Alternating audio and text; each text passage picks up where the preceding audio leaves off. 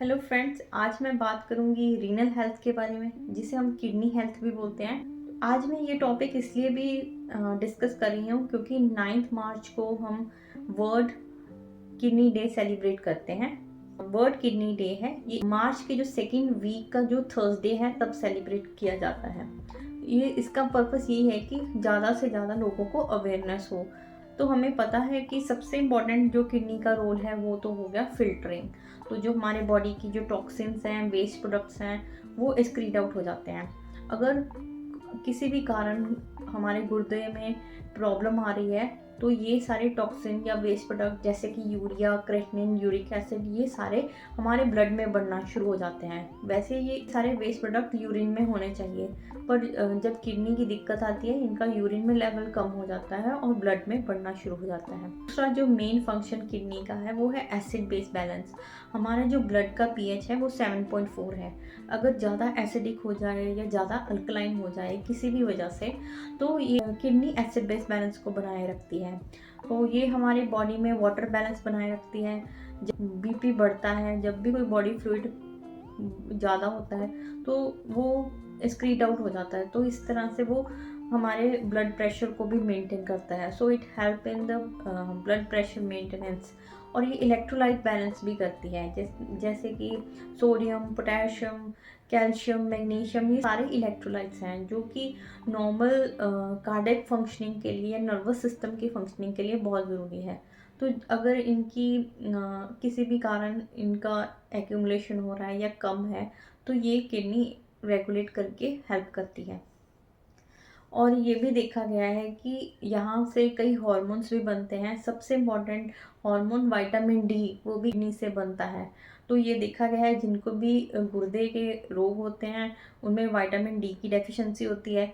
और यहाँ पे एरिथ्रोपोइटिन एक अनदर हार्मोन है जो बोन मैरो को स्टिमुलेट करता है to form the red blood cells. तो आप देखोगे कि उनमें जो किडनी डिजीज़ वाले पेशेंट्स होते हैं उनको अक्सर अनीमिया हो जाता है, क्योंकि एरिथ्रोपोइटिन की कमी से आरबीसीज कम बनते हैं और उनको अनीमिया के जैसे साइंस हो गए। को गुर्दे का रोग हो रहा है या किडनी डिजीज़ की शुरुआत हो रही है तो उनमें क्या लक्षण दिखाई दिए जा सकते हैं।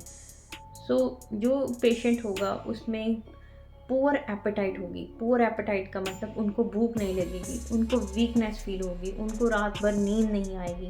इसका कारण है अनीमिया। जो किडनी डिजीज़ वाले पेशेंट होते हैं उनमें अनीमिया अक्सर देखा गया है। रीज़न ये है कि एरिथ्रोपोइटिन नहीं बनेगा। एरिथ्रोपोइटिन एक हार्मोन है जो बोन मैरो से रेड ब्लड सेल्स बनाता है। तो रेड ब्लड सेल्स नहीं बनेंगे, हीमोग्लोबिन नहीं बनेगा, क्योंकि हीमोग्लोबिन एक प्रोटीन है जो रेड ब्लड सेल्स में होता है। तो ऑक्सीजन की ट्रांसपोर्ट नहीं होगी तो ये सारे सिम्टम्स दिखेंगे, नोजिया, वॉमिटिंग, ड्रोजीनेस, ये सारा देखा जाएगा। और कई बार यूरिन आउटपुट भी कम हो जाएगा। किडनी फंक्शन नहीं कर रही तो वेस्ट प्रोडक्ट निकलेगा नहीं। तो कई बार जो वेस्ट प्रोडक्ट हैं उनकी एक्यूमुलेशन होनी शुरू हो जाती है हमारी बॉडी में, तो हमें इचिंग होती है, बार बार खुजली होती है और कई बार रैशेस भी दिखाई दिए जा सकते हैं।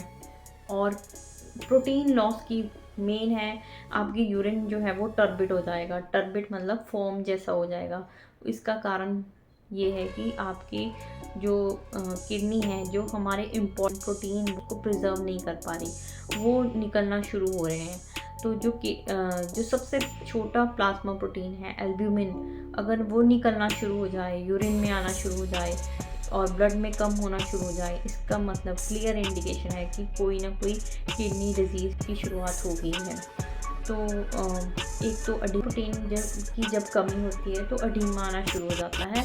तो आप देख सकते हो उन पेशेंट में हाथों में, पैरों में, उनके मुंह में स्वेलिंग हो जाती है।